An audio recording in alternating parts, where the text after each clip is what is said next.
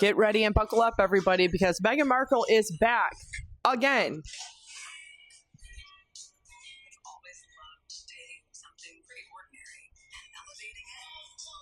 It's called cooking. I don't know. Women and men have been doing it since forever.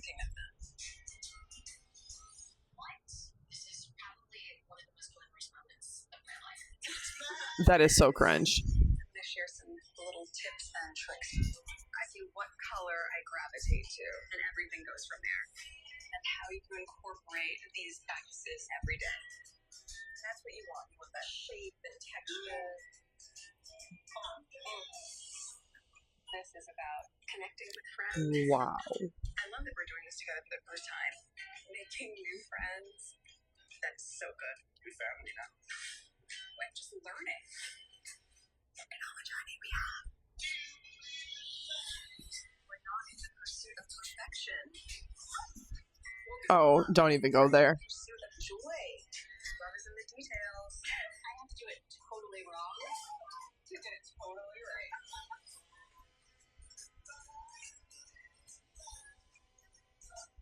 To create wonder in every moment.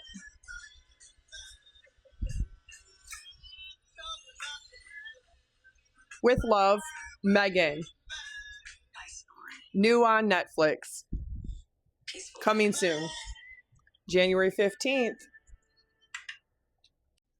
Everybody that has been covering Meghan Markle for over the past 5 years knows that she was trying to rebrand herself as a modern day princess, as a modern day duchess, as the new and young Martha Stewart, so to speak. I have been covering her for over a year and a half since the failed Netflix and Spotify deals, of which she only produced one podcast with Spotify before they were called grifters by the Spotify CEO himself in an interview on a red carpet.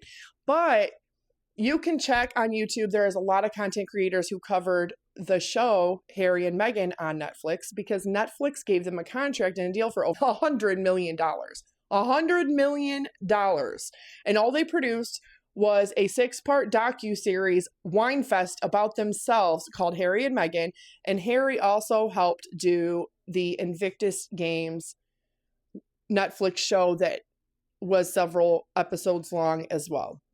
Now this, I'm assuming, is because they're still contractually and legally obligated to produce more with Netflix. But I have something to say to Netflix. If you are going to pay somebody over $100 million to produce ideas and TV shows, you can come to my door any day of the week. I will gladly bust my butt doing whatever I can and work thrice as hard as anybody else for even a fraction of that money. That is astronomical and ridiculous that this is what they're producing and that is what they are getting paid. But everybody was correct about Meghan trying to rebrand herself as a humanitarian, trying to keep her claws very deep in her husband, because the way she got him is the way she's going to end up losing him if she's not careful. And how she got him was through lies, manipulation, deceit, and trying to copy and mimic his deceased late mother, Princess Diana, Princess of Wales. And if you ask me, this screams tone deaf. In the middle of America's food inflation, where people are literally working for minimum wage, barely making $12.75 an hour, and the average is even lower than that. The food prices are absolutely absurd to where people that have children cannot even afford to feed their families. Yet here she is telling us all about how everything needs to be pure and good and colorful and how it needs to be made with love to show that you care. Because whole food produce, fruits and vegetables, and all the other things included, all natural honey, all of it is very, very steeply priced in America. People have to pick and choose very carefully what they can and cannot buy or make for their family. And here she is showing off this wealthy lifestyle, this cringe-worthy color palette, and expressing to create wonder in every moment. But you notice it's all flower and food and party related. Most people cannot even afford fresh cut flowers. And do you have any idea what fresh cut flower industry does to the world, let alone the United States? The United States has roughly 330 million American citizens living in it. And one of the biggest waste of resources is the waste of water. And to produce fresh cut flowers, grown for months, cut, barely lives a couple weeks, boom, dies. So much water is gone into that. But that's not the only thing. Latex balloons are also very detrimental to climate change, to landfills. And so latex balloons are one of the worst things. Yet you see the Kardashians and you see royalty, you see American Hollywood royalty literally overusing hundreds of thousands, if not tens of thousands, of latex balloons at get-togethers and at parties and at every single party for their children.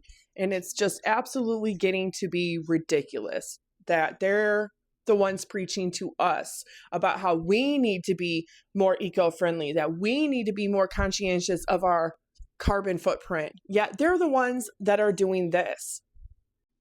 And I was the biggest person rooting for Meghan Markle. She is mixed race, although you would never be able to tell looking at her because she looks fully Caucasian. But she is mixed race. She is American. She was a D-rate actress on a Canadian TV show for a little bit. Nobody ever heard of her or knew who she was. And yet she bagged one of the most eligible bachelors, one of the most eligible royal British bachelors on the entire planet in the last 70 years.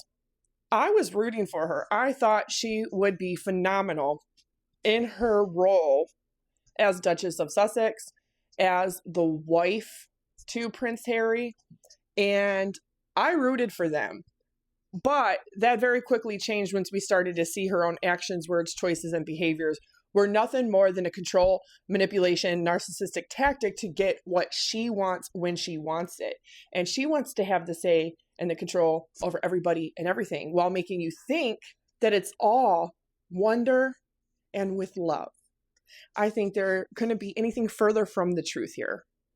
Somebody who threw away her own biological father after not giving him help and setting him up with paparazzi as if he would know any better or have the education or the experience with paparazzi, British paparazzi at that, to know any better that he was being set up, and then to literally disown, discard, and throw him away. Is that with love, Meghan Markle? Because I don't think it is. I don't think your father is disposable. I don't think your brother and sister are disposable. In fact, I think most people are not disposable. The only ones that get in your sphere and in your life are the ones that are wealthy, rich, famous, or they have something that you want from them. And that is absolutely despicable. But I got another little tidbit for you. She's coming back to Instagram. And yeah, I'm not talking about this failed American Riviera orchard stuff that has done nothing for over a year but produce 50 jars of jam to promote without actually producing jam. They are desperate to hold on to or make some kind of money because he's already gone through what little money his mother left him, buying a $14 million Montecito mansion. And I'm sure the property taxes and the homeowner association fees are astronomical, but they got to be doing something to grift and make more money. And they're doing it off of the public. So she's announcing that she's coming back. I don't remember any of us ever having asked for this. In fact, we asked for them to just go away, live their life privately like they wanted to, and not embark on this worldwide privacy tour that they were on and are apparently still on, selling privacy for the highest bidder. And that to me is just, what the hell? Just go be parents, raise your kids, and if you need money, ask your dad. He's literally King Charles III of Great Britain and all the Commonwealth nations. Like, you don't need to use us, society,